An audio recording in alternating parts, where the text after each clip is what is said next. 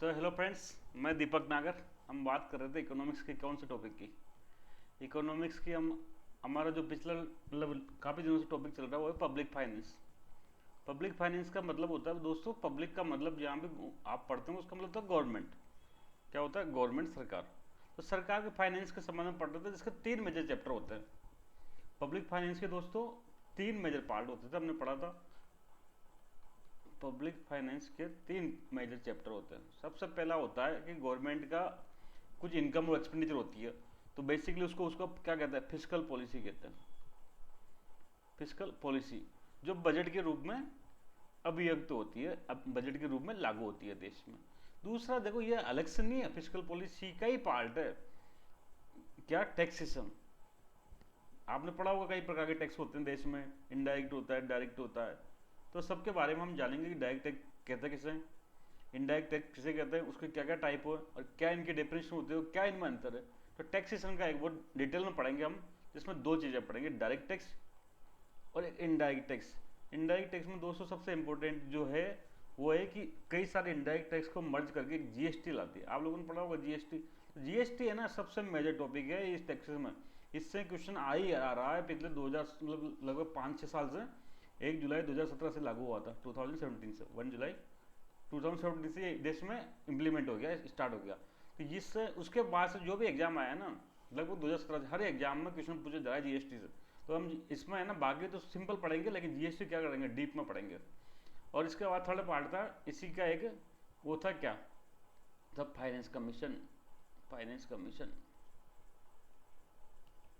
तो अब दोस्तों आज का हमारा टॉपिक है फाइनेंस कमीशन के बारे में। तो हम अलग से हेडिंग डालेंगे फाइनेंस कमीशन। तो इसमें हम क्या क्या पढ़ेंगे? सबसे पहले पढ़ेंगे फाइनेंस कमीशन होता क्या है, क्या होता है, व्हाट इट इज, क्या होता है, कहाँ से आया ये। तो इसका सबसे इसमें व्हाट इट इज में कॉन्स्टिट्यूशन परियोजन देखेंगे। कॉन्स्टिट्यूशन प्रोविजन देखेंगे, वो संविधान में क्या लिख रहा है, क्या ये संवैधानिक संस्था है कि कोई कानून से बनाए, कैसे बनाए, इसका ऑब्जेक्टिव क्या है दोस्तों। ऑब्जेक्टिव क्या है, ऑब्जेक्टिव क्या है, किस लिए बनाया जाता है, इसका क्या काम करता है, ये सब देखेंगे। फिर हम देखेंगे जो लेटेस्ट में चल रहा है 15th फाइनेंस कमीशन चल रहा है। 15th फाइनेंस कमीशन चल रहा है, इसकी क्या रिकमेंडेशन थी, और थोड़ी बहुत इससे तुलना करेंगे जिसके जस्ट पहले वाला था 14th एफसी। ठीक है। इसके बाद इसने कुछ है ना रिकमेंडेशन देता है, रिकमेंडेशन देता है इसकी क्या क्या सिफारिशें हैं जो अभी लागू है देश में, इसके बारे में यहाँ दोस्तों यहाँ रिकमेंडेशन से क्वेश्चन आता है। बाकी जो ना कंस्टिट्यूशन वाला तो क्या हो गया, ये तो पॉलिटिकल पार्ट होगा, पॉलिटिकल पॉलिटिक्स। जब पॉलिटिकल साइंस आप पढ़ोगे ना, इंडियन पॉलिटी, इंडियन कॉन्स्टिट्यूशन, तब वहाँ पर इसको आप डिटेल में स्टडी करोगे, उसके बारे में हम कम जानेंगे। हम तो हमारा इकोनॉमिक का जो का चैप्टर की तरफ भी ध्यान रखेंगे। तो सबसे पहले एक थीम देखते हैं, जैसे हम एज यूजल पढ़ाई करते हैं कि सबसे पहले हम क्या करते हैं, बेसिक थीम समझते हैं। तो दोस्तों जो भारत में क्या आप लोगों को पता है कौन सा सिस्टम लागू है? भारत में संघीय प्रणाली लागू है, फेडरल सिस्टम। फेडरल सिस्टम है, भारत क्या है, संघवाद को अपनाया है, फेडरल सिस्टम लागू है। फेडरल सिस्टम किसको कहते हैं? जिसमें दो तरह की सरकारें होती है, एक तो केंद्र सरकार होती है कौन सी? भारत सरकार, मोदी जी के नेतृत्व में, इसके हेड है कौन? नरेंद्र मोदी। साथ में कोई स्टेट गवर्नमेंट भी होती है, क्या होती है? स्टेट गवर्नमेंट भी होती है। State government, Rajasthan state, MP है, एमपी सरकार है शिवराज सिंह चौहान जी की। पंजाब में सरकार है, हरियाणा में है सरकार है। तब इस प्रकार से भारत में क्या गया, जो शक्ति है ना केंद्र और राज्यों में बांटा गया। बड़े जनरली बड़े देश होते हैं, लार्ज कंट्री, वहां पर क्या होता है, एक सेंट्रल जगह से कंट्रोल करना संभव नहीं है। भूटान है, अब भूटान छोटा सा देश है, तो एक जगह से शासन चल सकता है। लेकिन बड़े देशों में क्या होता है, केवल दिल्ली से बैठ के पूरे इंडिया में शासन नहीं किया जा सकता, तो उसको कई सारी इकाई में बांट देते हैं। तो जो भारत का अब ये संघीय सिस्टम में क्या हो सकता है, दो इकाइयां होगी, एक तरह से केंद्र हो गया, एक तरह से राज्य होगा। अब ये इन दोनों में से कौन पावरफुल हो सकता है या बराबर हो सकते हैं? तो हर दुनिया के हर देश में इसका अलग मॉडल अपनाया गया है। जो इंडियन मॉडल है दोस्तों, इंडियन मॉडल है, उसमें केंद्र को पावरफुल बनाया गया, केंद्र को पावरफुल बनाया गया। भारत में संघ, जब भी तो उसके बाद बड़ी बड़ी चीजें हैं, बड़ी बड़ी चीजें केंद्र को दी गई, जैसे कि डिफेंस, सेना, सबसे ज्यादा क्या जरूरी, सेना। तो सेना का कौन देखता है? केंद्र सरकार देखता है। राज्यों को काम, छोटा काम दे रखा है, शिक्षा का, स्वास्थ्य का, या और जैसे कि वन विभाग, ऐसे कई सारी मतलब कम महत्व की चीजें दे रखी है। भारत के फेडरल सिस्टम में केंद्र को ज्यादा पावरफुल बनाया गया है। इसी प्रकार से ये तो हो गया पॉलिटिकल वाला। इसी प्रकार से इकोनॉमिक ढांचे में, जो भारत का इकोनॉमिक ढांचा है दोस्तों, या टैक्सेशन सिस्टम है, वहां पर केंद्र को पावरफुल बनाया गया है। जो बड़े बड़े टैक्स हैं, जहां से ज़्यादा रेवेन्यू आता है, जैसे कि इनकम टैक्स, जैसे कि कॉरपोरेशन, जैसे कि एक्साइज, जैसे कि कस्टम्स, ये बड़े बड़े टैक्स जहाँ से इनकम ज़्यादा होती है ना, वो टैक्स दिए गए किसको? केंद्र सरकार को दिए गए, उनको लगाने की शक्ति और उनको कलेक्ट करने की शक्ति केंद्र को दी गई है। स्टेट को छोटे टैक्स दिए गए हैं।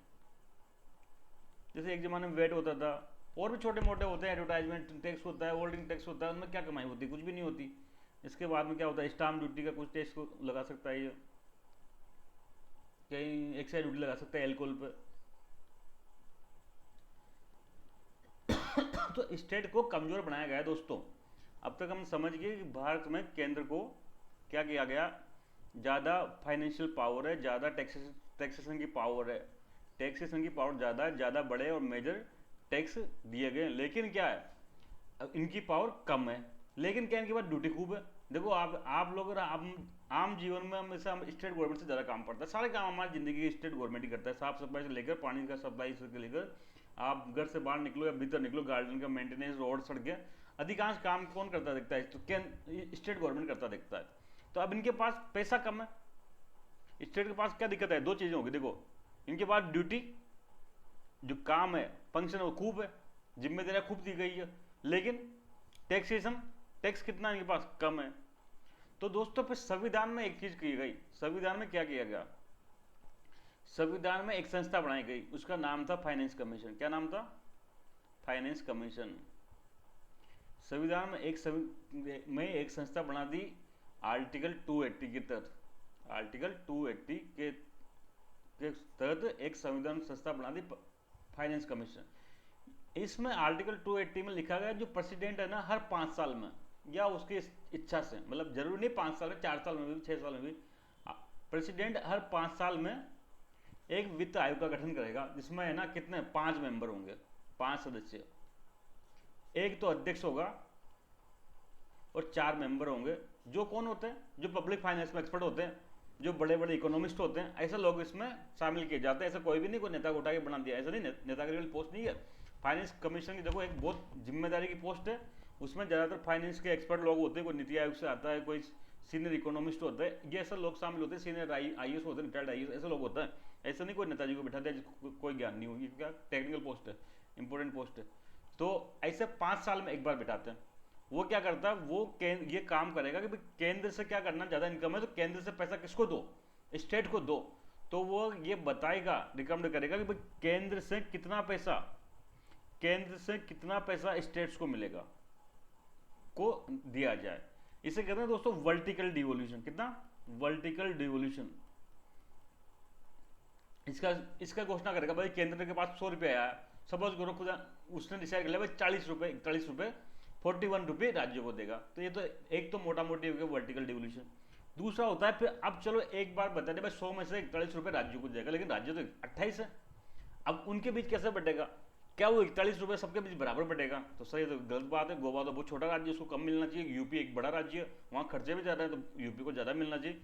तो स्टेट्स के बीच आपस में, स्टेट्स के बीच आपस में कैसा डिवीजन हो, स्टेट्स के बीच आपस में कैसा डिवीजन हो उसका पैसे का, तो उसको कहते हैं दोस्तों हॉरिजॉन्टल। ये देखो, ये तो हो गया ऊपर से नीचे, तो वर्टिकल लाइन कहते हैं हम, जो आडी लाइन होती है उसको क्या कहते हैं? हॉरिजॉन्टल। तो एक हॉरिजॉन्टल डिसीजन डिवोल्यूशन ये काम करता है, बेसिकली दो ही काम करता है।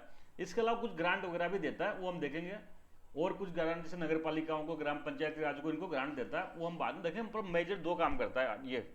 तो ऐसे दोस्तों क्या है, 5 साल में बनता है। ऐसे दोस्तों आज़ादी के बाद से चलते रहे।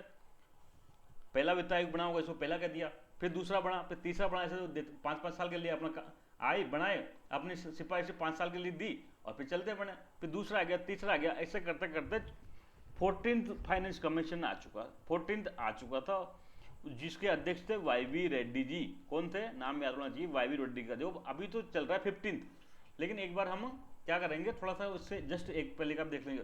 एक चीज़ और बता दूं मैं भाई, मैंने आपको पहले भी एक बार लाइन, जो जितनी भी कमेटी है दुनिया की, जितने भी कमीशन बनते हैं, ये सब जो सिफारिश करते हैं ना, रिकमेंडेशन, वो गवर्नमेंट में बाध्यकारी नहीं होती दोस्तों।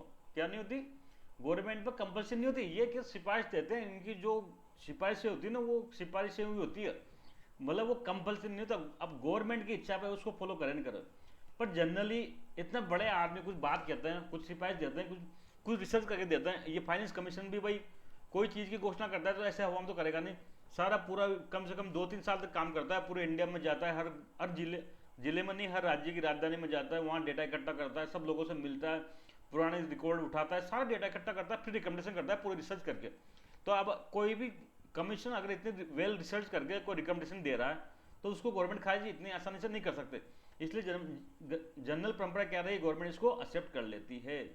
परंतु हमेशा याद रखना चाहिए गवर्नमेंट सोवरेन होती है, सोवरेन पर कोई आदेश नहीं दे सकता। प्रधानमंत्री को देश ने चुना, कोई भी एक कमीशन, फाइनेंस कमीशन जिसमें 4 रिटायर्ड बाबू बैठे हैं, वो प्रधानमंत्री को आदेश नहीं दे सकते कि भाई तुम करो ही सही इसको। हाँ, वो उनका मदद करने के लिए एक सिफारिश कर सकते हैं, उसके बाद गवर्नमेंट को मानना न मानो उसके ऊपर है। पर जनरली गवर्नमेंट मान लेती है रिकमेंडेशंस फाइनेंस कमीशन की। तो ये कई बार एग्जाम में पूछ सकते हैं कि भाई क्या फाइनेंस कमीशन की जो रिकमेंडेशन है वो गवर्नमेंट पर को एक्सेप्ट करना कंपलसरी है क्या? तो नहीं है कंपलसरी, और हो ही नहीं सकती। यही नहीं, दुनिया की कोई भी कमीशन की रिपोर्ट है ना गवर्नमेंट पर कंपलसरी नहीं होती दोस्तों। समझ की बात यहाँ तक? ठीक है। तो 14 फाइनेंस कमीशन काल था 2015 से 1 अप्रैल 2015 से 31 मार्च 2020 तक। इसने रिकमेंडेशन की जो गवर्नमेंट के पास है ना टैक्स में 100 रुपये आ रहे हैं, तो 41 स्टेट को दिए जाने चाहिए। 42 किसको देना चाहिए? स्टेट्स को दिए जाने चाहिए। ये कहा देखो, ये 15 से 20 तक इसकी कम सिफारिश लागू, मतलब इसका गठन 14-15 में हो गया होगा। उसके बाद से वो क्या, उसकी सिफारिश 5 साल के लिए लागू रहती है, तो वो उसका उस फाइनेंस कमीशन काल कहलाता है। तो 14 में आपको कोई दिक्कत नहीं होनी चाहिए। ज़रा बात याद करनी कि 14 फाइनेंस कमीशन था वो वाई.वी. रेड्डी के नेतृत्व में बैठा था, उसके चेयरमैन थे, जिन्होंने क्या रिकमेंडेशन की, जिन्होंने ये दी कि कोई केंद्र के पास जितना भी नेट टैक्स रेवेन्यू आता है या डिविजनल पूल में बाद में बताएंगे, जितना भी टैक्स आता है उसका क्या करो, उसका 42 रुपये स्टेट्स में बांटा जाना चाहिए। अब स्टेट में कैसे बांटा जाना चाहिए उसका फॉर्मूला देते हैं, वो फॉर्मूला हमको याद नहीं रखना, क्यों? क्योंकि निकल चुका। हमको किसका याद रखना है? हमको 15 का याद रखना, तो हम उसमें दिमाग नहीं खपाएंगे। ठीक है। तो दोस्तों फिर अब हम चलेंगे 15 फाइनेंस कमीशन, जो लेटेस्ट फाइनेंस कमीशन है, जो अब जिसकी रिकमेंडेशन अभी आज की डेट में चल रही है। इसका गठन जाहिर सी बात है कौन करेगा? राष्ट्रपति करेगा। ये तो हम सबको पता है ना, राष्ट्रपति करेगा। कौन से आर्टिकल के तहत करेगा? 280 के तहत करेगा। इसमें टोटल कितना होता है? एक तो अध्यक्ष था। अध्यक्ष कौन थे? इसके नाम याद रखना। जो 15 फाइनेंस कमीशन जिसकी रिकमेंडेशन अभी लागू है, उसके अध्यक्ष थे NK सिंह साहब। रिटायर्ड IAS है, पहले सेक्रेटरी वगैरह रहे भारत सरकार में, अब मोदी जी के प्यारे हैं, इसलिए इनको कुछ ना कुछ बनाते रहते हैं। पहले इससे पहले भी इनका एग्जाम पढ़ा था हमने। कहाँ पढ़ा था बताओ? एक FRBM रिव्यू कमेटी बनी थी, किसके अध्यक्षता में बनी थी? वो NK सिंह साहब की अध्यक्षता में बनी थी। तो कई जगह इनका रोल आ जाता है, क्योंकि गवर्नमेंट के थोड़े से क्या है, इनके क्लोज है। ठीक है। यहाँ तक फिर 4 सदस्य बने थे। सदस्य देखो, उसको फाइनेंस कमीशन को बने बहुत टाइम हो गया, रिकमेंडेशन भी आ गई, इसलिए ज़्यादा सदस्य पर माथापच्ची करने की जरूरत नहीं है। याद रहे तो ठीक है, नहीं रहे तो जय श्री राम करके आगे बढ़ो। ठीक है दोस्तों। तो इसके बाद हम चलते हैं, क्या यहाँ तक हो गया। अब दोस्तों इसने 2 रिपोर्ट दी। क्या दी? 2 रिपोर्ट प्रेजेंट करी। सबसे पहले देखो, इसको हालांकि देनी क्या थी, एक साथ 5 साल की रिपोर्ट देनी थी, पर इससे नहीं दी गई, लेट हो गया या फिर इसको नहीं बेटा। तो कहा गवर्नमेंट का कोई बात नहीं, तो 5 साल की बाद में देना, पहले 1 साल की दे दो ताकि हमारा काम चलता रहे। तो 2020 तक तो होगी। तो ये आई है 2020-21 की। सबसे पहले इन्होंने एक रिपोर्ट दी 1 साल के लिए 2020-21 की। फिर इन्होंने दूसरी रिपोर्ट दी जो 5 वर्ष के लिए दी, 2021-22 से 20-21 से हो गया 2025-26 तक। इस प्रकार से इसने 2 रिपोर्ट दी। मुझे याद है जब पहली रिपोर्ट आई तब हमने पढ़ी थी इसको, फिर दूसरी रिपोर्ट आई तभी हमने पढ़ी थी इसको। लेकिन आप लोगों के लिए खुशी की बात है, अब आपको इसको नहीं पढ़ना, क्योंकि ये 2020 की खत्म भी हो चुका है, रिपोर्ट भी खत्म हो गई। आज की डेट में जो लागू हो रखी है उसको हमको पढ़ना है। हालांकि एक खुशी की बात है, क्या खुशी की बात है? खुशी की बात है कि इसकी दोनों रिकमेंडेशन एक ही आदमी ने दी थी, तो उनकी रिपोर्ट जनरली सेम टाइप की थी, कोई खास अंतर नहीं था। तो इसलिए अब हम डिटेल में क्या पढ़ेंगे कि ये जो 21-22 के से 25-26 के 5 साल के लिए क्या रिकमेंडेशन करी। तो दोस्तों इसका मैंने पहले बात बताई थी आपको। सबसे पहले तो इन्होंने रिकमेंडेशन दी, क्या क्या काम करता है ये। सबसे पहले तो इन्होंने रिकमेंडेशन किस में देंगे? एक तो वर्टिकल डिविजन पर देंगे। मैंने बताया था वर्टिकल डिविजन क्या होता है। ठीक है। वर्टिकल डिविजन होता है कि जब केंद्र से टोटल राज्यों को कितना पैसा मिलेगा, तो उनका केंद्र 100 रुपये कमाए तो राज्यों को कितना दे? राज्यों को दे 41। अब सर कहोगे एक मजा बिगड़ गया, पहले 42 था, अब इसने 1% कम कर दिया क्या? तो दोस्तों इसने 1% इसलिए कम कर दिया कि 1% उस जमाने में जब YV रेड्डी साहब ने क्या किया था, 14th फाइनेंस कमीशन ने रिकमेंड करी थी, तब क्या था, जम्मू कश्मीर क्या था बताओ, जम्मू कश्मीर स्टेट था, तो क्या था ये 42 में से इसको भी मिला था। लेकिन आज की डेट में क्या है, जम्मू कश्मीर यूटी है, यूटी का सारा खर्चा कौन देखता है, केंद्र देखता है।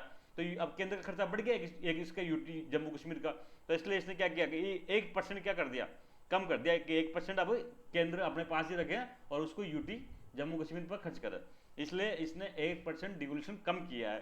तो पहले रिकमेंडेशन साफ साफ एक तो होगी वर्टिकल डिवोल्यूशन, वर्टिकल डिवोल्यूशन क्या हो गया 41% किया। दूसरा था ओरिजेंटल डिवोल्यूशन, कौन सा, ओरिजेंटल। अब भाई दोस्तों ये बताओ भाई, जैसा कि 41 रुपये तो राज्यों की बढ़ गई, ये अब 28 राज्य हैं देश में, 28 राज्य हैं, तो 28 राज्य को अब आपस में कैसे बांटा जाए, यूपी को कितना पैसा मिले, राजस्थान को कितना मिले, केरल को कितना मिले, सिक्किम को कितना मिले, अरुणाचल प्रदेश को कितना मिले, गोवा को कितना मिले, कर्नाटक को कितना मिले, ये कैसे डिसाइड होगा? तो फिर इसके लिए फॉर्मूला देते हैं, फॉर्मूला देते हैं कई सारे बिंदुओं पर, 5-6 ये पैरामीटर बनाते हैं। कैसे बनाते हैं? जैसे तो सबसे पहले तो बनाते हैं जैसे कि एरिया। अब सिंपल बुद्धि है, जो राज्य जितना बड़ा है उसको ज़्यादा पैसा मिलना चाहिए, तो बिल्कुल मिलना चाहिए, तो कुछ तो एरिया के आधार पर देते हैं, कुछ पॉपुलेशन के आधार पर बांटते हैं, फॉर्मूला बनाते हैं, देखेंगे हम आगे डिटेल में। पॉपुलेशन का आधार पर देते हैं भाई, जिस राज्य की पॉपुलेशन ज़्यादा हो उसको ज़्यादा पैसा मिलना चाहिए, बिल्कुल सही बात है। एक होती है इनकम इक्वलिटी। अब एक सिद्धांत ये भी कहता है भाई, गरीब राज्य को, जो राज्य गरीब है उसको थोड़ा ज़्यादा पैसा मिलना चाहिए, ताकि वो भी क्या कर सके। जैसा भाई उड़ीसा है, उड़ीसा बहुत गरीब है compare to Maharashtra, compare to Gujarat, तो उड़ीसा को थोड़ी ज़्यादा मदद मिलनी चाहिए। तो एक एवरेज पैसा निकाल लेते हैं भाई, एवरेज इनकम इतनी है, इससे जिस राज्य की कम है ना उसको ज़्यादा देंगे, जो उसके ज़्यादा पास होगा उसको कम मिलेगा, जो ज़्यादा दूर होगा उसको ज़्यादा मिलेगा, मतलब जो ज़्यादा गरीब होगा उसको ज़्यादा पैसा मिलेगा, जो कम गरीब होगा उसको कम मिलेगा। ऐसे और कुछ भी हो सकता है, टैक्स रिफॉर्म भी हो सकते हैं भाई, कोई राज्य अपना खुद का टैक्स सुधार करने के लिए कितना प्रयास कर रहा है, जो राज्य खुद का टैक्स कलेक्शन बढ़ाने के लिए प्रयास कर रहा है उसको ज़्यादा पैसा मिलना चाहिए। ऐसे कई बार फॉरेस्ट का भी रख देते हैं, फॉरेस्ट भी एक हो सकता है भाई, जो वनों को सुरक्षित कर रहा है उसको ज़्यादा मिलना चाहिए। एक पॉपुलेशन का भी रख सकते हैं, पॉपुलेशन कंट्रोल का भी रख सकते हैं भाई, जो जनसंख्या कंट्रोल कर रहा है। ऐसे जो हर फाइनेंस कमीशन अलग अलग रखता है फॉर्मूला, वो हमको भी डिटेल में देख लेंगे। तो दो मोटी मोटी चीज़ होगी, दो मोटी मोटी चीज़ होगी। एक दोस्तों इस बार एक नई बात थी, फाइनेंस कमीशन का मुख्य काम क्या था, यही काम थे दो। लेकिन इस बार क्या हुआ, केंद्र ने उसको, जब राष्ट्रपति ने ये बनाया ना फाइनेंस कमीशन, तो ये भी कहा भाई कि जो इंटरनल सिक्योरिटी है भाई, इंटरनल सिक्योरिटी पर क्या होता है, बहुत भारी मात्रा में पैसा खर्च होता है। नक्सलाइट से लड़ रहे हैं हम, आतंकवाद से लड़ रहे हैं हम, इतनी सारी हमारी सेना है, CRPF है, पहला मिलिट्री की फोर्सेज, सब पे इतना खर्च हो रहा है, तो इसकी फंडिंग कहाँ से हो? इसकी फंडिंग केंद्र से अपने जेब से करते तो केंद्र को बहुत महंगा पड़ता है। तो इसने ऐसा कहा कि भाई आप रिकमेंडेशन करो कि इसके लिए क्या करें, तो इसके लिए भी इसने रिकमेंड किया कि एक अलग से फंड बने, इंटरनल सिक्योरिटी के लिए देश में अलग से फंड बना दिया जाए। उसमें पैसा कहाँ से है ये बाद में देखेंगे हम, लेकिन इंटरनल सिक्योरिटी के लिए एक फंड बना दिया जाए। तो यहाँ पर राज्यों ने विरोध किया, क्यों? राज्यों ने कहा कि भाई ये इंटरनल सिक्योरिटी का मैटर इसके दायरे में आना ही चाहिए, केंद्र से राज्यों को कितना पैसा मिले वो मैटर होता है फाइनेंस कमीशन का। तो अगर आप इंटरनल सिक्योरिटी के लिए अलग से पैसा दे दोगे तो जो हमको पैसा मिल रहा है उसमें कमी आ जाएगी, जाहिर सी बात आएगी सी। तो ऐसे फिर इसके बाद दोस्तों ये है ना, कुछ ग्रांट देता है, किसको ग्रांट देता है, ग्रांट देता है किसको? एक तो देता है ये जो अर्बन लोकल बॉडीज होती है ना, नगर पालिकाएं, नगर परिषद, नगर निगम, इनको ग्रांट देता है। नगर पालिका होगी, नगर परिषद होगी, नगर निगम होगी, इनको देता है। एक जो ग्रामीण पंचायती राज होती है ना, पंचायती राज संस्थाएं, क्या क्या होता है, पंचायती राज, ग्राम पंचायत, पंचायत समिति और जिला परिषद, ये 3 संस्था, इनको ग्रांट देता है। अब मान लो पे इनको भी 100 रुपये दिए तो कितना शहरों को मिलेगा, कितना गाँवों को मिलेगा, ठीक है, ये डिसाइड करेगा। अब एक बार गाँवों को मिल गया, मान लो सबको 100 रुपये दिया, तो ULB को मान लो 25 रुपये इनको दिए, 75 इसको दिया। अब 75 में से फिर इसको कितना मिलेगा, ग्राम पंचायत को, पंचायत समिति को कितना मिलेगा, ये सब बताते हैं। देखो मैं अभी एकदम डेटा पर नहीं जा रहा, मैं क्या कर रहा हूँ, आपको एक बेसिक थीम बता रहा हूँ फाइनेंस कमीशन के। अब इसके बाद कोई फाइनेंस कमीशन आएगा, कभी भी आपको पढ़ना हो तो आप उसको आराम से पढ़ सकते हैं, बेसिकली समझ जाओ, एक बार समझो तो थीम बेस्ट ये करता क्या है। तो मैंने बताया था पहले इंटरनल सिक्योरिटी का मामला उठाया, फिर कुछ ग्रांट दिया किसको, स्थानीय स्वशासन को, शहरों को, गाँव को, दोनों को। उसका क्या फॉर्मूला होता है, हर साल बदलते रहते हैं, वो बताता है ये। इसके बाद कुछ ग्रांट देता है सेक्टर स्पेसिफिक, क्या करता है, सेक्टर स्पेसिफिक ग्रांट देता है। कैसे देता है कि भाई जैसे कि मान लो अभी कोरोना आ गया तो हेल्थ के लिए भाई ये ग्रांट मैं मान लो 100 में से 20 रुपये मैं इसी काम के लिए बांट रहा हूँ, किस काम के लिए, केवल हेल्थ पे खर्च किया जाए, केवल शिक्षा पे, केवल पेयजल पे, तो सेक्टर स्पेसिफिक ग्रांट देते हैं, ग्रांट देता है स्टेट्स को। अब ग्रांट लोन में अंतर समझ लो, ग्रांट होता है दान देना और लोन होता है वापस लेना। जब मैंने कहा मैं मेरे दोस्त को ग्रांट दे रहा हूँ 100 रुपये, तो बस अब देके भूल जाओ, चुक गया वो वहीं। लोन क्या होता है, 100 तो उसको ब्याज से तो वापस चुकाना पड़ेगा। तो ग्रांट लोन में अंतर होता है, ग्रांट मतलब अनुदान दे दिया एक बार भूल गया। तो इतने सारे काम करता है ये। एक और ग्रांट देता है, ये क्या कहते हैं, रेवेन्यू डेफिसिट वाली ग्रांट है, वो हम देख लेंगे, पर मोटा मोटी ये 5-6 काम करता है। अगर यहाँ तक समझ में आ गई हो तो हम फिर 15th फाइनेंस कमीशन की रिकमेंडेशन पढ़ेंगे डिटेल में। ठीक है दोस्तों, अब हम चलते हैं हमारी स्लाइड पर, जहाँ पर हम डिटेल में स्टडी करेंगे।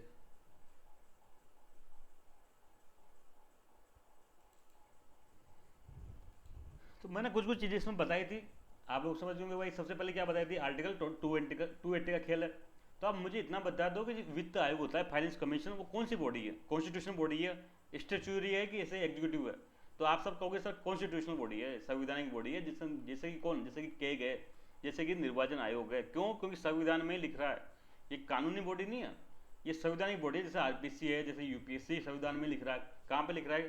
टी आर्टिकल 280 में लिख रहा है, प्रत्येक 5 वर्ष पर केंद्र से राज्यों को वित्तीय जो फाइनेंशियल ट्रांसफर करना है, उसके लिए राष्ट्रपति इसको अपॉइंटमेंट करेगा, जिसमें एक चेयरमैन और 4 मेंबर होंगे, एक अध्यक्ष 4 मेंबर होंगे। सबसे पहला कौन था? सबसे पहला केसी नियोगी जी थे। पहला जो फाइनेंस कमीशन बैठा था केसी नियोगी के सामने बैठा था। पर हम यहाँ हिस्ट्री नहीं पढ़ रहे, बाबा आदम के ज़माने में कौन बैठा था, इसलिए उसकी चिंता की बात नहीं। इकोनॉमिक्स का यही मजा है, करंट बेस्ड है पूरी। अब आप ही पहले को रोने लग जाओ, लेकिन पढ़ो नहीं। 15 सवाल 15 से पूछेंगे, अब आप पहले पढ़े जाओ। ऐसे जीएसटी, अभी सवाल पूछेंगे जीएसटी से। अब लेकिन 1980 में एक्साइज चलता था, फलाना चलता था, ढिमका चल रहा था, उसको पढ़ते रहो, रोते रहो, तो उससे सवाल ही नहीं आएगा, क्या मतलब है। तो लेटेस्ट वाला पढ़ना चाहिए, जो इकोनॉमिक सर्वे इनमें आए। हर साल इकोनॉमिक सर्वे इसलिए आता है, उस पढ़ने के लिए आता है वो। उसमें जो डेटा, जो चीज़ पे चर्चा चल रही है, डिस्कस चल रहा है, वो चीज़ ही पढ़नी है, वही चीज़ एग्जाम में आएगी। बाकी बाबा आदम के ज़माने की चीज़ों को भूल जाओ, ठीक है। इसके बाद कौन आया था? इसके बाद पहले वन आया था 14th फाइनेंस कमीशन। कौन था इसका चेयरमैन? इसका चेयरमैन सबको पता है, वाई वी रेड्डी साहब थे, वाई वी रेड्डी, ठीक है। कब से कब तक कार्यकाल था? 2015 से 20 था, ठीक है। क्या दिया था रिकमेंडेशन? वर्टिकल डिवोल्यूशन दिया था इन्होंने। क्या दिया था? इन्होंने दिया था भाई 40% राशि देनी चाहिए, 40%। फिर कौन आया? फिर पहलवान जी आए, 15th फाइनेंस कमीशन, जिसका चेयरमैन कौन थे? तो एन के सिंह थे। एन के सिंह कौन है? ये रिटायर्ड आईएएस हैं दोस्तों, रिटायर्ड आईएएस हैं, पहले सेक्रेटरी वगैरह भी रहे हैं, फाइनेंस सेक्रेटरी भी रहे हैं शायद। इसके चेयरमैन कौन थे? एन के सिंह थे। 4 इसके मेंबर थे, कौन कौन थे? अजय नारायण झा, अजय नारायण झा, अजय नारायण झा, अशोक लाहिरी, सब इकोनॉमिस्ट हैं, आप लोग पढ़े होंगे इनके। रमेश चंद तो आप जानते होंगे, रमेश चंद जी क्या है? नीति आयोग के मेंबर हैं, अभी भी नीति आयोग के मेंबर है, जो एग्रीकल्चर में एक्सपर्ट है, एग्रीकल्चर के फील्ड में एक्सपर्ट है। अनूप सिंह थे। अशोक लाहिरी भी, आप लोगों ने अगर अच्छे अखबार पढ़ते हो तो बीच बीच में आर्टिकल आते हैं इकोनॉमिक्स पे।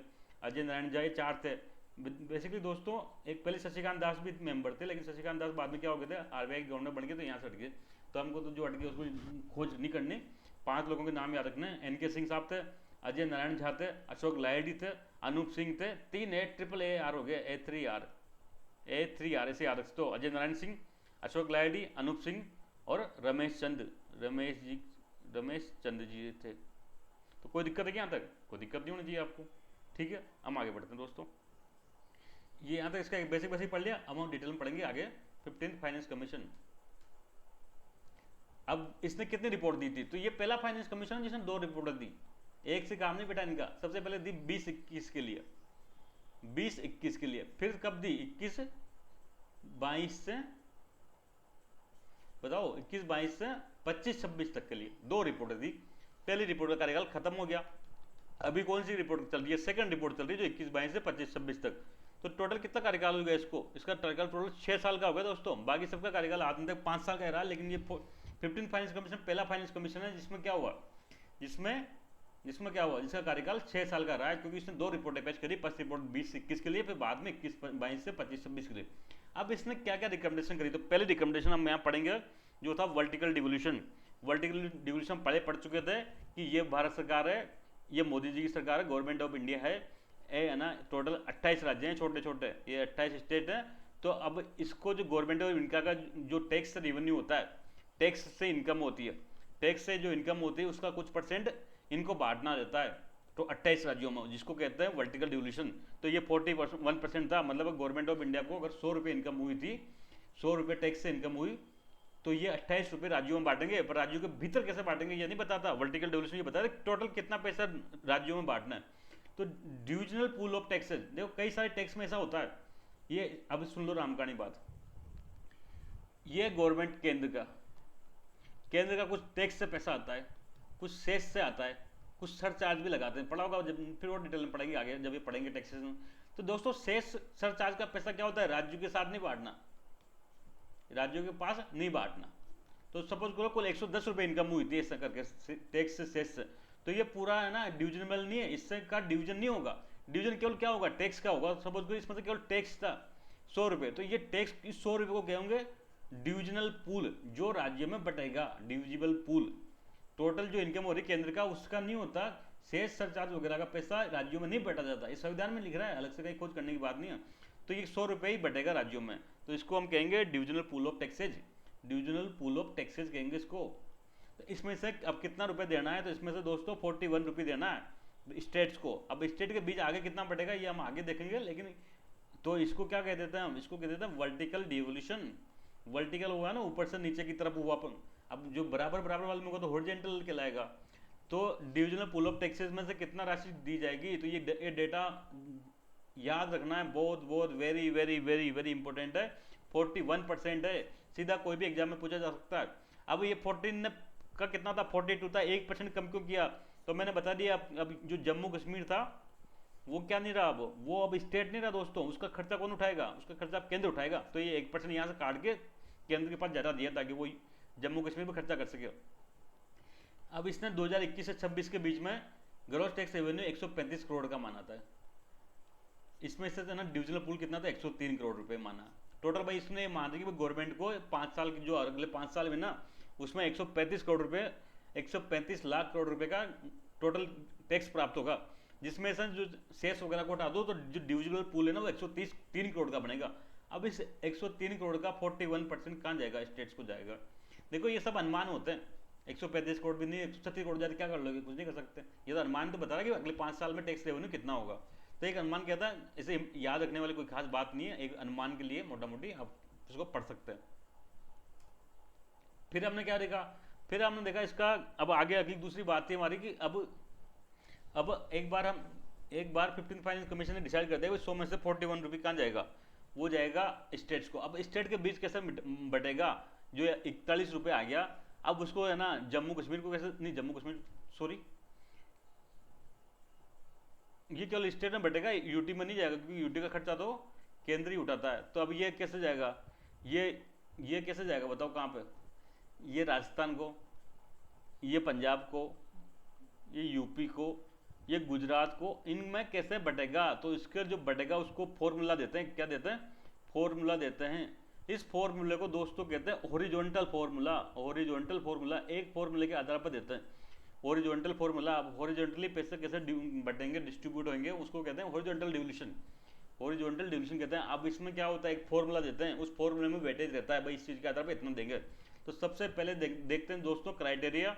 इसने सबसे पहला क्राइटेरिया दिया पॉपुलेशन का, और इसको 100 रुपये, इसको कितना परसेंट वेटेज दिया, 10% का वेटेज दिया। मतलब कुल है ना, जो मान लो जैसे 100 रुपये में से 10 रुपये अब पॉपुलेशन के आधार पर बटेंगे। जिस राज्य की पॉपुलेशन जितनी ज़्यादा होगी उस राज्य को उतना ही पैसा मिलेगा। दूसरा वो दोस्तों होता है एरिया का। तो इसमें है ना, इसने पॉपुलेशन को कितना दिया, 15%। अब पॉपुलेशन भी कौन सी, पहले पुराने ज़माने में क्या होता था, जो जब भी वित्त आयोग है ना पॉपुलेशन का फॉर्मूला लगाते थे ना, तो 1931 की जनसंख्या को काउंट करते थे। इसलिए करते थे कि मान लो फिर तो ये बात होगी कि राज्य को क्या मिलेगा, प्रोत्साहन मिलेगा। कैसा, सपोज करो कि जनसंख्या क्राइटेरिया पैसे का, तो राज्य क्या करेगा, जनसंख्या बढ़ाओ, जितनी जनसंख्या राज्य में ज़्यादा होगी उस राज्य को उतना पैसा मिलेगा। तो वो स्टेट पॉपुलेशन कंट्रोल क्यों करेगा, तो इसलिए कहा कि भाई आप कंट्रोल करो, जो जनसंख्या का फॉर्मूला मानेंगे तो उसको 97 मानेंगे। 1971 में जो जनसंख्या थी आपके राज्य की उसके आधार पर पैसा बटेगा। लेकिन इस बार इसने बात जरूर दिखा के उसको चेंज कर दिया। क्या चेंज कर दिया उसने, कि पॉपुलेशन जो गणना होगी ना वो 2011 के आधार पर होगी। लेटेस्ट जो सेंसस है 2011 की, उसमें पॉपुलेशन के आधार पर फिर गणना होगी। तो पॉपुलेशन को कितना परसेंट वेटेज दिया गया, 15% दिया गया। कौन सी पॉपुलेशन, 2011 की। फिर एरिया को दिया गया दोस्तों, जिस राज्य का क्षेत्रफल बड़ा होगा उस राज्य को उतना ज़्यादा पैसा मिलेगा। इसको भी वेटेज कितना दिया गया, 15% दिया गया। तो पॉपुलेशन और एरिया को बराबर बराबर 50-50 15% वेटेज दिया गया। फिर एक दोस्तों दिया गया इसमें फॉरेस्ट एंड इकोलॉजी। जिस राज्य में क्या है, फॉरेस्ट ज़्यादा है, जो राज्य अपने फॉरेस्ट को प्रमोट करने के लिए है ना मेहनत कर रहा है, अपने एरिया में इकोलॉजी इकोसिस्टम को मजबूत कर रहा है, ऐसे राज्यों को ज़्यादा पैसा देना चाहिए। क्योंकि वर्तमान में क्या हो रहा है, हम क्लाइमेट चेंज से लड़ रहे हैं। क्लाइमेट चेंज से लड़ने के लिए क्या करना चाहिए, फॉरेस्ट को बढ़ावा देना पड़ेगा। तो ऐसे राज्यों को ज़्यादा पैसा दो जो ज़्यादा फॉरेस्ट को प्रमोट कर रहे हैं, ऐसे राज्यों को कम पैसा दो जो फॉरेस्ट को नहीं प्रमोट कर रहे। तो इसको 10% वेटेज दिया गया दोस्तों। फिर एक होता है सबसे इंपॉर्टेंट, मैंने बताया इनकम डिस्टेंस, एक एवरेज निकाल लेते हैं इनकम का। अब उस इनकम से क्या करते हैं, जैसे मान लो सपोज करो एवरेज इनकम 100 रुपये निकाल ली, ठीक है। अब गोवा की कितनी है एवरेज इनकम, 80 रुपये, और उड़ीसा की 60 रुपये। तो अब उड़ीसा ज़्यादा गरीब हुआ ना, उड़ीसा क्या हो ज़्यादा गरीब हुआ। तो जो इस एवरेज इनकम से जितना दूर है उस राज्य को उतना पैसा मिलेगा। सबसे ज़्यादा वेटेज इसी को देते हैं। क्यों? क्योंकि बेसिकली हम क्या चाहते हैं, हम चाहते हैं कि गरीब राज्यों की मदद करना। गरीब राज्य भी देश के जो बाकी समृद्ध राज्य हैं, जैसे उड़ीसा है, जैसे कि छत्तीसगढ़ है, जैसे कि झारखंड है, ये भी क्या करें, जो जो अमीर राज्य से तमिलनाडु, गुजरात, महाराष्ट्र, इनके बराबर आए। तो सबसे ज़्यादा वेटेज इसी को देते हैं, 45% इनकम डिस्टेंस को। ये फॉर्मूला सब में सबसे इंपॉर्टेंट था, तो देख लिया हमने। इसमें कितना था, 45%।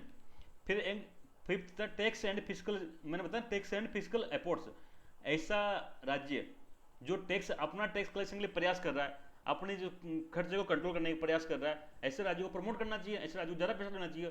तो इससे क्या होगा, 2.5%। इससे क्या होगा, राज्यों को प्रोत्साहन मिलेगा कि वो भी अपने यहाँ क्या करें, टैक्स रिफॉर्म करें, अपने यहाँ ज़्यादा से ज़्यादा टैक्स कलेक्शन करें।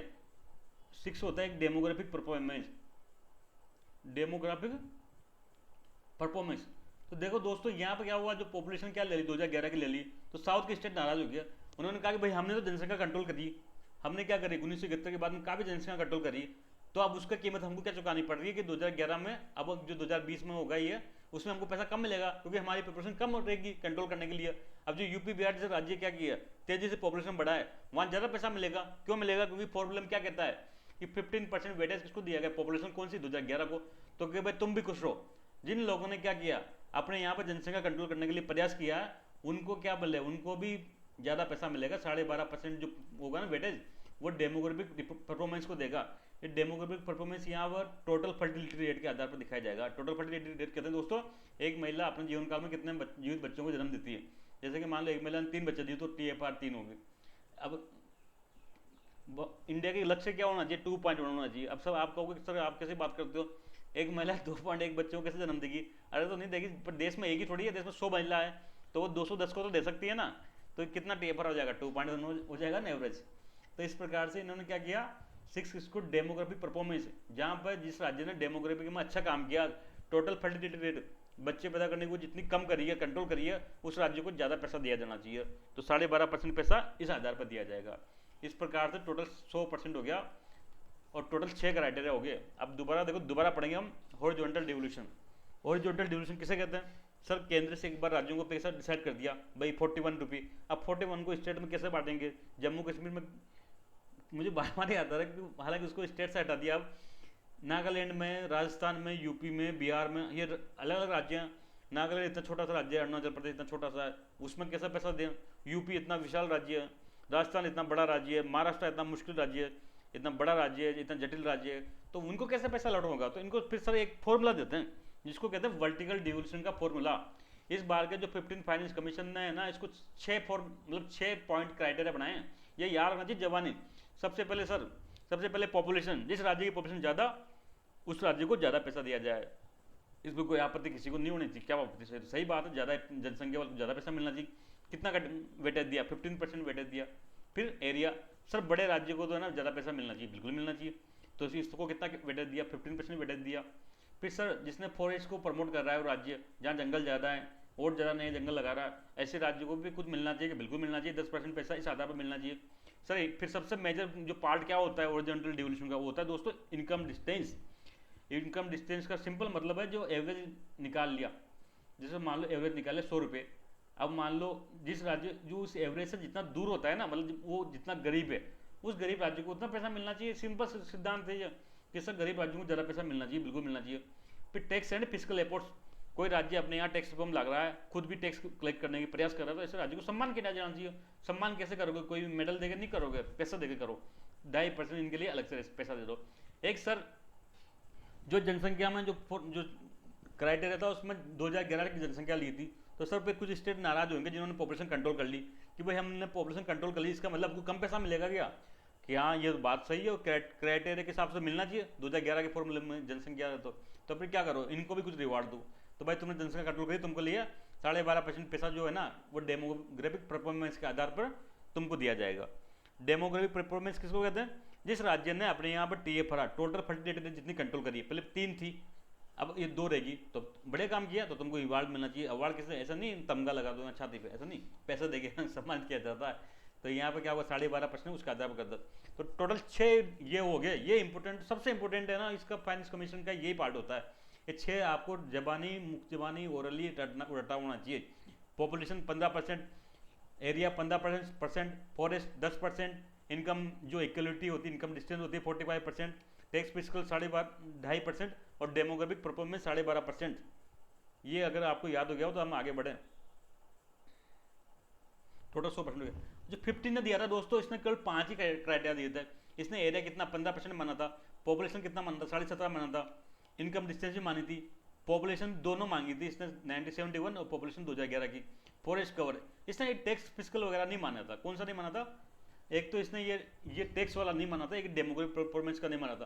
तो 14 अब गया, काफ़ी बूढ़े हो गए वो, आपको क्या ले अंदर पुराने, वहाँ कौन से कपड़े खोदने जाएंगे। तो इसलिए मसरो 15 के 6 चीज़ें याद रखना, 6 के 6 याद होना चाहिए दोस्तों आप लोगों को।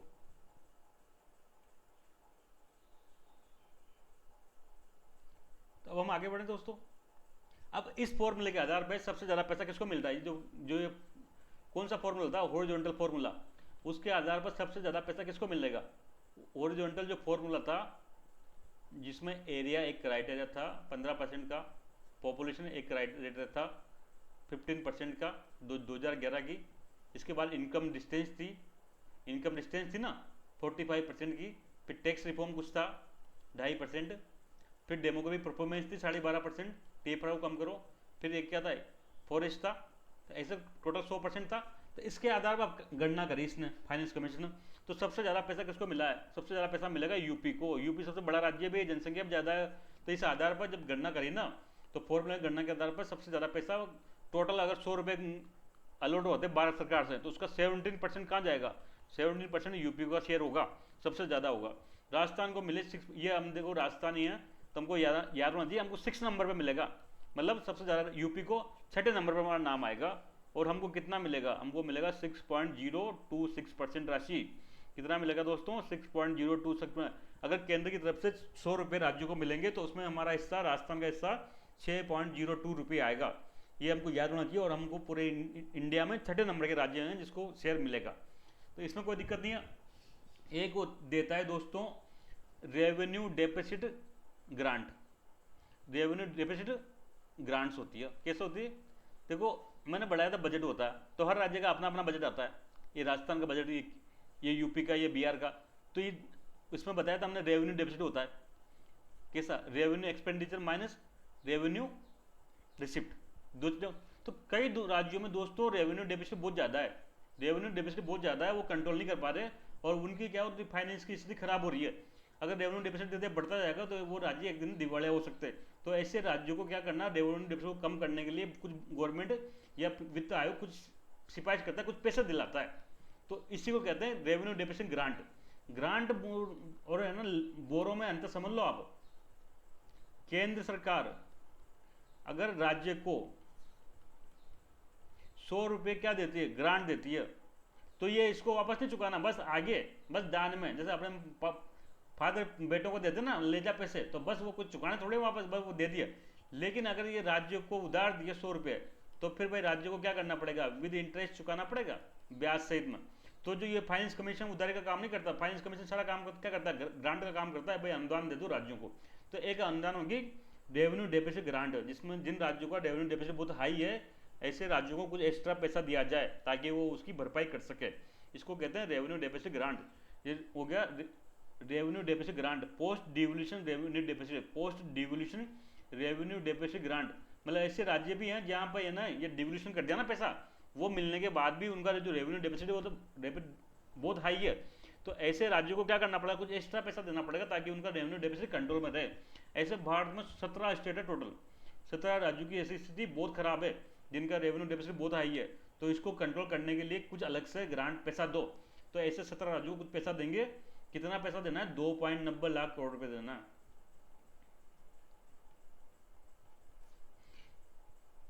ठीक है, तो कितना, 2.90 लाख रुपए टोटल अगले 5 साल में ऐसा post devolution revenue deficit grant के रूप में देना है। इसमें कोई दिक्कत नहीं है। फिर मैंने बताया सेक्टर स्पेसिफिक ग्रांट, कुछ सेक्टर को जो वित्त आयोग को लगता है कि अब भाई ये सेक्टर को, जो देश में ये सेक्टर जैसे हेल्थ है, एजुकेशन है, इनका डेवलपमेंट आने 5 साल में ज़्यादा जरूरी है, तो उनको भी कुछ एक्स्ट्रा पैसा दो। तो इससे इसने 8 सेक्टर की पहचान करी है, 8 सेक्टर की पहचान करी है, जिसके लिए 1.30 लाख करोड़ रुपए का अलग से रखा है कि भाई ये 8 सेक्टर पे ये अगले 5 साल में 1.30 लाख करोड़ रुपए खर्च होंगे।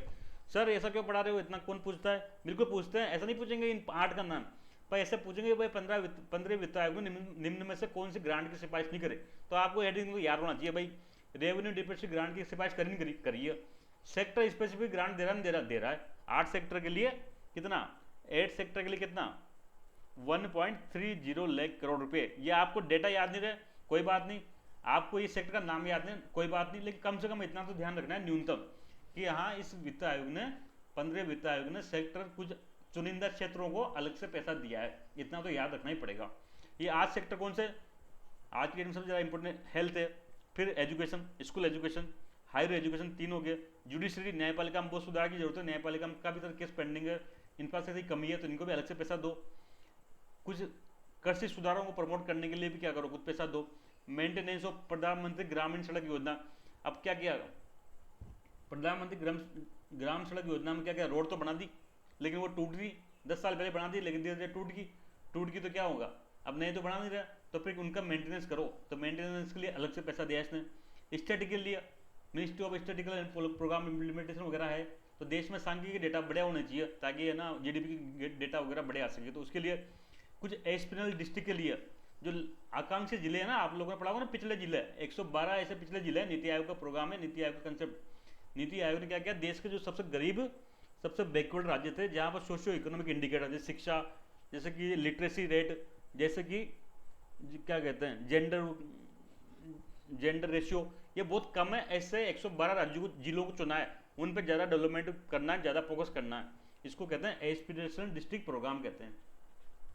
तो ऐसे टोटल 8 सेक्टर को चुना है। फिर दोबारा रिपीट करेंगे, सबसे पहले हेल्थ, फिर एजुकेशन, कौन सी, दोनों, स्कूल और हायर, फिर जुडिशियरी, फिर एग्रीकल्चर रिफॉर्म, फिर प्रधानमंत्री ग्राम सड़क योजना, फिर स्टैटिक और एंड में स्पेशल डिस्ट्रिक्ट प्रोग्राम।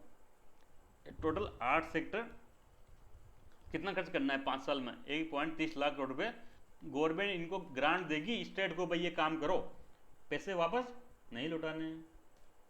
तो ठीक है, यहाँ तक इन ग्रांट का कुछ हिस्सा परफॉर्मेंस लिंक्ड भी होगा। कैसे होगा भाई, जो राज्य बड़ा काम करे उसको ज़्यादा पैसा दो, ये भी तो एक सिद्धांत कहता है ना।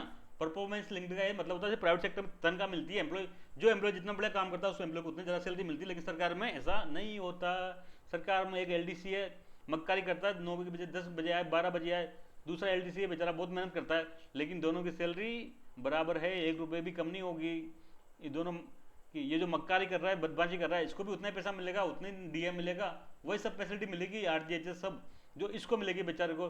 तो इसको मेहनत करने का क्या इनाम मिला, तो इसको अभी ये भी चल रही है, गवर्नमेंट में भी चलना चाहिए इसको कि भाई परफॉर्मेंस ग्रांट होना चाहिए, कुछ जो सैलरी हो ना कुछ वो परफॉर्मेंस से जुड़ी हो, जो बड़े परफॉर्मेंस करे, बड़े काम करे, ईमानदार से मेहनत से डट के काम कर रहा है, शनिवार को भी जा रहा है बेचारा, छुट्टी के दिन भी काम कर रहा है, ऐसे लोगों को ज़्यादा सैलरी, ज़्यादा सम्मान मिलना ही चाहिए।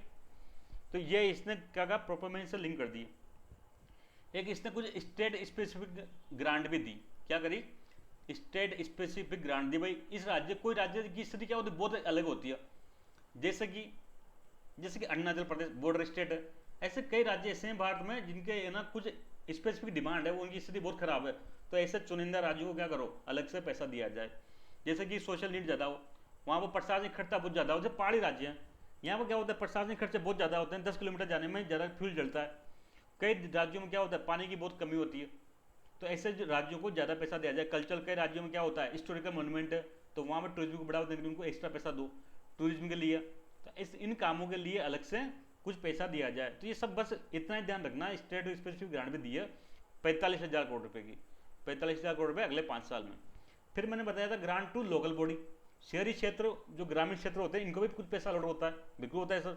तो इसमें टोटल है ना, जो स्थानीय स्वशासन है ना, लोकल सेल्फ गवर्नमेंट, जो स्थानीय स्वशासन है उसके लिए कितना पैसा किया, 4.36 लाख करोड़। कितना किया, टोटल 4.36 लाख करोड़ रुपए ग्राम पंचायतों को, नगर पालिकाओं को, दोनों को संयुक्त रूप से देंगे। इनमें से इंडिविजुअल कितना मिलेगा, तो गांवों को मिलेगा 2.46 और शहरों को कितना मिलेगा 1.20। ये बेसिकली जनसंख्या के अनुपात में मिलता है। शहरों में जनसंख्या कम है हम जानते हैं, तो शहरों को कम मिलना चाहिए। गाँव की जनसंख्या ज़्यादा है तो गाँव को ज़्यादा पैसा मिलना चाहिए। तो उनको जनसंख्या के अनुपात में इनको बांट दिया, 4.36 लाख करोड़ को 2.40 लाख करोड़ ग्रामीण को, अर्बन को 1.20 लाख करोड़। कुछ पैसा क्या किया, कुछ पैसा इसमें अलग से 70,000 करोड़ रुपए क्या किया, देखो अभी कोविड चल रहा था उस टाइम भी, तो इन्होंने अलग से जो शहरी क्षेत्र है ना, जो नगर निगम जयपुर है, तो निगमों को अलग से पैसा दिया जाएगा ताकि ये क्या करे, हेल्थ फैसिलिटी उपलब्ध कराएं। अभी आपको सुन के अजीब लग रहा होगा क्योंकि हम छोटे कस्बों से हैं, छोटे कस्बों में तो कोई भी नगर पालिका क्या करती है, हॉस्पिटल नहीं चलाती, CSC PHC नहीं चलाती। लेकिन आप बड़ी नगर निगमों में जाओगे तो उनका खुद की सिस्टम होता है। दिल्ली में जाओगे तो दिल्ली में खुद सरकारी हॉस्पिटल होते हैं, नगर निगम के हॉस्पिटल होते हैं। दिल्ली नगर निगम के हॉस्पिटल हैं, दिल्ली नगर निगम क्या है, स्कूल है। मुंबई नगर निगम के हॉस्पिटल हैं। तो ऐसे नगर निगम जो क्या कर रही है, हेल्थ का काम देख रही है, उनको हेल्थ को और बढ़ावा दे, हॉस्पिटल नए खोलें, उनके लिए अलग से पैसा दिया गया है 70,000 करोड़ रुपए का, for health grants through local government. भाई मेडिकल हॉस्पिटल जो मेडिकल डिपार्टमेंट है वो तो करेगा ही करेगा, ये एक्स्ट्रा पैसा है नगर पालिका या नगर निगम द्वारा करने के लिए। तो ग्रांट्स टू लोकल बॉडी का ये कंसेप्ट क्लियर हो गया आपको। अब लोकल बॉडी से जो प्राप्त है, अब लोकल बॉडी में ये दिक्कत आई है 4.36, तो क्या हो रहा है, टोटल लोकल बॉडीज को मिलता है। तो अब इनमें भी राज्यों का बंटवारा कैसे करें, हॉरिजॉन्टल, तो दो ही पैरामीटर हैं, पॉपुलेशन का कितना 90%, भाई 90% राशि तो जनसंख्या के आधार पर और 10% राशि एरिया के आधार पर। ठीक है, यहाँ तक दो ही क्राइटेरिया है यहाँ पर हॉरिजॉन्टल डिवीजन के लिए, पॉपुलेशन का 90%, एरिया का 10%। एक फिर इसने क्या किया,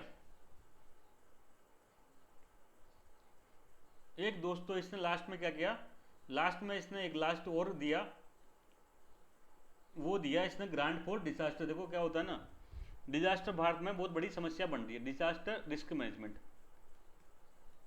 डिजास्टर रिस्क मैनेजमेंट। डिजास्टर एक बहुत बड़ी समस्या बन रही है, कभी तूफान साइक्लोन आता है उड़ीसा में, इनमें अर्थक्वेक हो जाता है।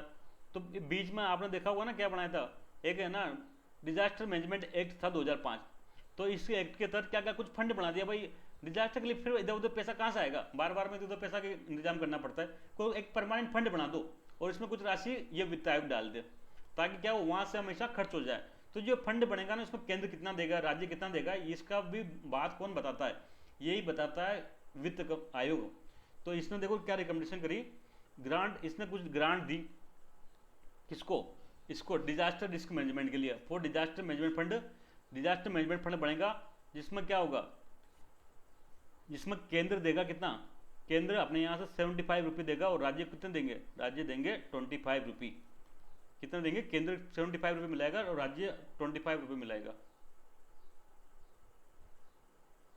तो दोस्तों अभी के लिए इतना ही, आगे हम जरूर बात करेंगे जल्दी। थैंक यू, जय हिंद।